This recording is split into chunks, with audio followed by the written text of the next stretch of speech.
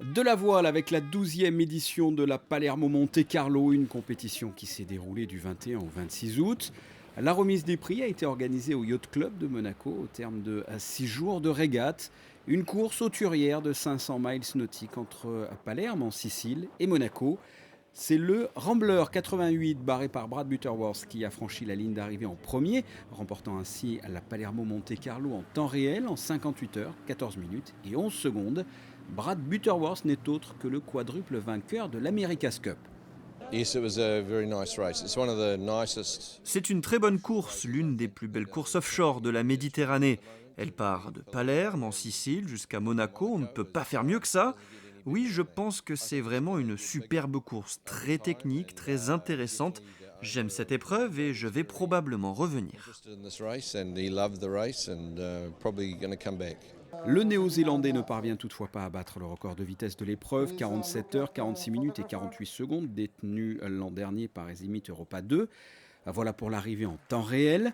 Parlons temps compensé. Le temps compensé étant un calcul savant, une sorte de handicap au golf, un coefficient valable pour tous les bateaux, quelles que soient leurs caractéristiques.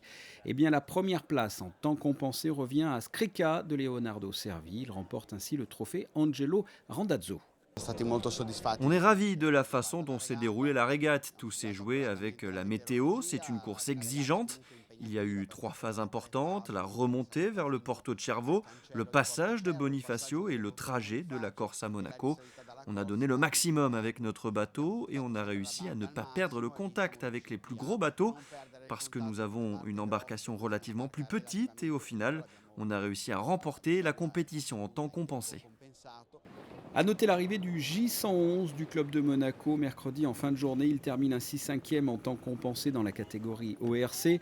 Un bateau skippé par Jacopo Carin. Au-delà du résultat, à bord, 3 jeunes régatiers de la section sportive de Monaco. Martina Petrella, Rémi Piazza et Juan Alberto Cazzalone. Ils étaient encadrés par des marins confirmés. Une aventure incroyable, une véritable opportunité pour cette nouvelle génération.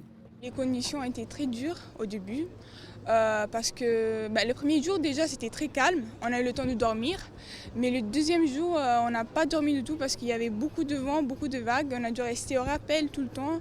C'était très fatigant mais en même temps je pense que tout ça fait partie de la voile et c'est très important aussi de le vivre.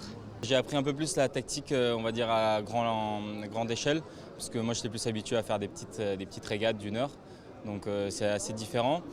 Puis à rester concentré sur la régate, donc comme j'ai dit, malgré la fatigue.